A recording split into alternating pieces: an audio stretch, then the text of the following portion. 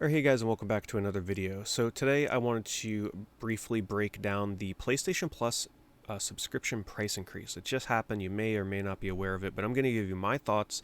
Am I going to keep it? Currently I'm a premium subscriber, but am I going to keep that? Is it worth it? Is it worth it for you guys to keep it? Is it worth it to upgrade from essential to extra or premium? I'm going to show you guys a chart breakdown in terms of like what you're getting with these. Is it going to be worth it anymore? And then we're also at the end of this video going to briefly go through the PlayStation Plus storefront to kind of show you what's on offer and maybe give you a visual glimpse that maybe you've never seen before, and it might change your mind. We'll find out. But before we get into my thoughts on this, I've made this chart here to just make it a little bit easier to break down for you guys. So as you can see, Essential, which is pretty much if you want to play online multiplayer, you need this. It's going to be going from 60 to 80, and then PlayStation Extra is going from 100 to 135, and then Premium is 120 to 160. What do all these things mean? So like I said, Essential, you're just going to be able to play games online. The essentials of what you need to play. Extra is where things get a little bit more interesting, which is the pretty much the PlayStation version of Game Pass, but not quite as good as Game Pass, but I'll get into that afterwards. Pretty much, it just gives you hundreds of games that you can stream or download to your console, but once you stop paying for PlayStation Premium, or if they take those games away from PlayStation Premium or PlayStation Extra, then you can no longer play them. But it does give you access to a ton of awesome games, and I do think there is still a lot of value in that tier. Where things may start to lose value, though, is the increase of Premium from 120 to 160. This is where you're pretty much paying $40 extra for streaming PS3 games, and then a selection, and we're going to look through this selection here in a little bit, of PS1, PS2, PSP games, and then limited time game trials. So depending on who you are, that stuff can be meaningless. Or if you're the type of person where you do like to dabble in some classics and you don't mind paying $40 extra for the year, there's some decent stuff on sort of on the chopping block in those game sections on the PSN Store. So here's your visual to give you an idea of what we're talking about. And now let's talk about what I think about this before we jump into the PSN Store. So I am a big supporter of Game Pass. I really love Xbox's Game Pass because they give you the new games. They give you the new games right up front. You get all those brand new releases day one, and that is the biggest selling point in Game Pass, and that's probably one of the reasons I will probably never get rid of it as long as they continue to offer the games they do. For example, tomorrow I'm downloading Starfield. That's a pretty cool perk, right? So even though Game Pass is like $200 a year at this point, right? It's $17 a month. It is pricey. I do tend to play a handful of games every year where I make that value back. Now, yes, I may not own a physical version, but keep in mind, a lot of the games that I'm playing on Game Pass are games that I will play once and never touch again, probably. So just being able to play those games and not have to worry about having a physical version that I'm probably never going to go back and play, it doesn't bother me too much. I get the value out of Game Pass because it releases so many brand new games that I would love to try for free without having to buy them. I say for free. Let's just say be able to play them and then make my money back on what I paid for Game Pass and then some. So as long as you're playing enough games on something like Game Pass, it makes sense to keep it, right? So now let's put this into perspective of PlayStation Extra and Premium, where you get those hundreds of games. It's worth it if you find yourself like me. Just today, I downloaded Sea of Stars. We're going to take a look at the storefront here in a moment. I downloaded Sea of Stars. That's a $35 game. So taking the old prices, PlayStation Essentials is $60, Sea of Stars was $35. That's pretty much paying for the gap between Essential and PlayStation Extra. So as long as I get that value, and as long as I play a few more games that are available through PlayStation Extra or Premium, but let's just stick to Extra here, it makes sense to keep it. Now, the problem, the elephant in the room here is, yes, PlayStation's Extra service really doesn't give new games. They've said that they will destroy their business model, essentially, if they release first-party PlayStation games onto PlayStation Plus.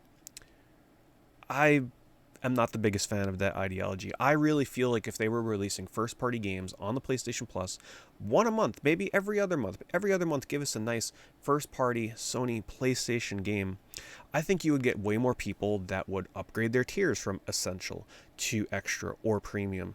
But they're so bullish about not doing this, it kind of baffles me, and that's the biggest selling point of Game Pass, of those day one big game releases. So why wouldn't Sony want to do it?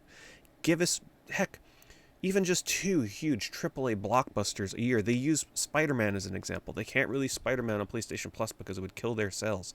Do you know how many people would probably subscribe to PlayStation Plus Extra or Premium, and if you just gave them something like Spider-Man, something like, I don't know, what if they ever come out with another, say, Uncharted game. I'm just throwing out random ideas here. Just give us a few big hits, and people would feel like they would get that value back in their subscription. So if they find themselves struggling to get subscriptions, they really need to reassess this, and I hope with this price increase, they're really thinking about, they put in their article, oh, we're increasing the price because we got to continue to bring value to the customers. Let me be honest with you here.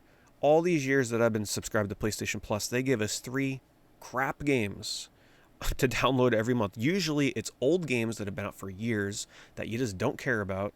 Games that have online multiplayer that are so outdated now. It's like, who's actually going to go and play that now? Everybody's already like really good at the game. You're so far behind. Online MMOs like Black Desert is going to be next month's game. Who the heck cares? I'm not playing Black Desert. If you're playing Black Desert, you're probably already playing it. This PlayStation Plus thing is probably not going to convince too many people to jump in on a game like Black Desert. I don't know much about Black Desert. Forgive me if it's actually a really good game. But they always release old games, stuff that's outdated. Dreams should have been part of PlayStation Plus from day one. That would have been an amazing game. I think they really let Dreams fall to the wayside. Dreams would have made an amazing day one game on PlayStation Plus to get people involved in what was an amazing community game from Media Molecule. They're giving us Dreams on its deathbed. Dreams has already announced that they're done with updates and they're not supporting the game anymore, essentially. It's going to persist and be able to be played, but it's dead. Now they release it on PlayStation Plus. But you see what I'm getting at here, right? I don't want this to be too ranty. It's not like I'm mad or angry or anything. I'm just giving examples of how they can improve PlayStation Plus, and maybe, just maybe, this price increase will start giving us some better games. Next month we're getting Generation Zero. That game's been out for years. I played that years ago already. Sure, it might have a lot of updates and everything, but can we get something new for a change? But that brings me into the point, and we're gonna swap over here to my PlayStation 5. We have the Game Pass side of PlayStation Plus, right? So I just downloaded Sea of Stars today. Absolutely fantastic game, by the way. If you haven't played this yet, it is really, really good. I played this for 5 hours today, and it is way better. I don't even want to thumb through here for spoilers because it's, I don't want to be spoiled, but this is a $35 game. I downloaded it for free today. Pretty awesome. It's also on Game Pass, by the way. But as long as, not everybody has an Xbox and a PlayStation, so if you have just a PlayStation, this is a kind of cool little inclusion. Now, if we look through here, the monthly games, right? Like, Dreams is pretty much dead. I don't care about Tiger Woods and Death's Door. I've already played that on Game Pass months ago. So we're just going to thumb through here real quick. Let's look at their award-winning games. So they do have, they have some good stuff in here, but it is a lot of older games that you probably already played a long time ago. And keep in mind, you don't own these. If they ever decide to remove some of these, you will never be able to play them again. But let's look through best of PlayStation, right? So this is if you're getting the $135 tier. Now, these are the kind of games you're going to get access to. Now, for me, personally, I have not played Ghost of Tsushima yet, so this adds some value for me, right? Yeah, the game's really cheap physically, but hey, I can play it for free without having to worry about buying a physical copy of that. If I ever get around to stuff like Days Gone, I haven't played the new Spider-Man. I haven't played any Spider-Man really on my PS5. I know that's kind of crazy. But there's some good value in here. There's some solid games in here. I actually still haven't played Detroit Become Human, so there we go. I don't have to buy the physical copy of that, which is probably like $5 or $8. But this kind of stuff adds up. Now, if you've never played stuff like Last Guardian or Shadow of the Colossus, of course I have. There's some great stuff in here. Knack, I mean, break out the credit card now. That's worth $135 right there. But then you realize, oh, okay, that's it. This list is not that big. They're highlighting stuff like Shadow of the Beast and Malicious Fall. I'm like, what? That's kind of weird. And that's their best offering right there. Now, I'm going to pause here for a second because it takes me a little time to find it, but I'm going to show you their selection of PlayStation 3 games that you would get if you upgraded to the premium tier. But I got to search this through the store in a specific way that's not super obvious here, so give me a moment. Okay, I found it. If you're looking for this yourself, it took me a second to see where they hid this. You have to go to the games on top there, and then you hit by sort by platform and then PS3. If you actually try and sort by PS3 in the normal browse section outside of PlayStation Plus, you don't find this. So this is what you're getting if you're paying the extra $40 for the premium version, okay? So you would be able to stream PlayStation 3 games. Now, I will say, I have gone through this list last year, and I have to say I was kind of impressed. There's a lot of pretty darn good games in here. Just random stuff like this. This is some weird PS3 fairy RPG that I played years ago. This came out in 2011. They've got some really obscure stuff in here, I have to say. But, oh, they even have rain.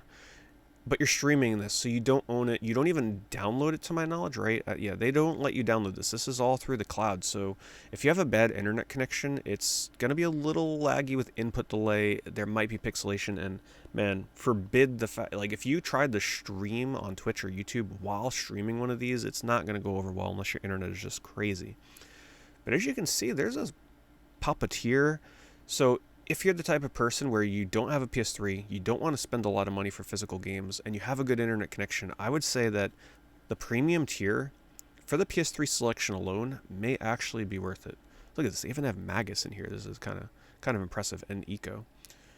But if you have a PS3 collection already, or you're just not into the idea of cloud streaming games, then that's one less reason to own the premium side of things here.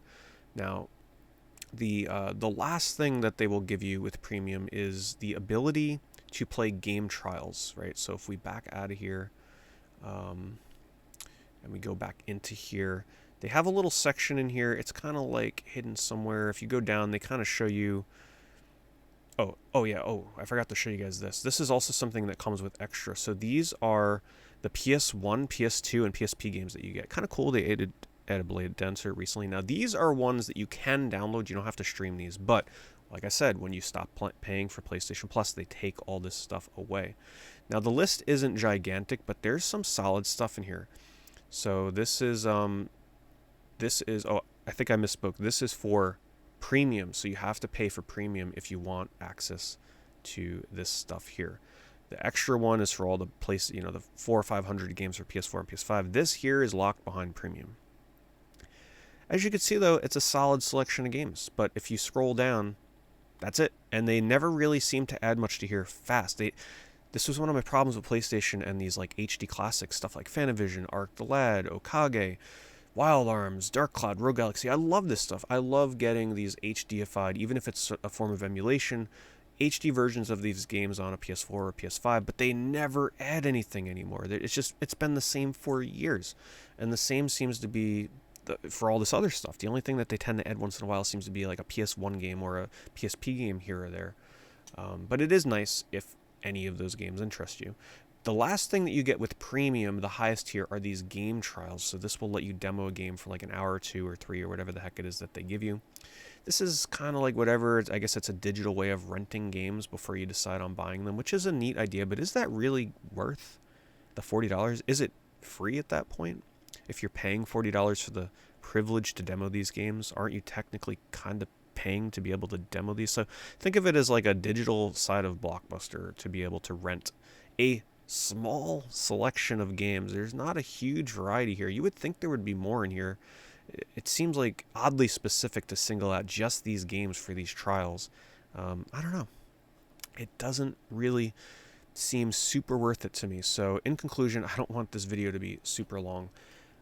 I would say PlayStation Plus essential, still essential if you want to play games online. If you're the type of person that plays a few games online throughout the year, big games, online multiplayer, competitive games, you're going to want to keep it. You're going to want to still get those PlayStation Plus games every month, even if they're not the greatest. PlayStation Plus Extra, I think, is the one I'm going to keep.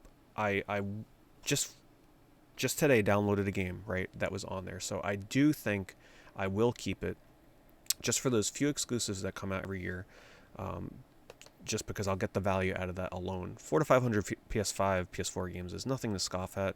It is pricey, but I'll get the value out of it. Premium is where I would err on the form of caution here. So if you didn't like that selection of PS1, PS2, PSP games and the idea of a selection of rental games, I think Sony needs to step up their game with the premium subscription. For $160, they need more.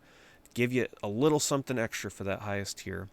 Anyway, guys, I didn't want this video to be too long. Thanks so much for watching. Let me know your thoughts down below. Are you upgrading? Are you canceling? Are what are you doing? What are you doing with PlayStation Plus? What tier are you going for? What tier are you dropping from and dropping to? Dropping or upgrading from and going to? I don't think there'll be too many people doing that, to be honest with you. But yeah, leave a comment, leave a like. Hope you enjoyed the video, and I'll see you in the next one.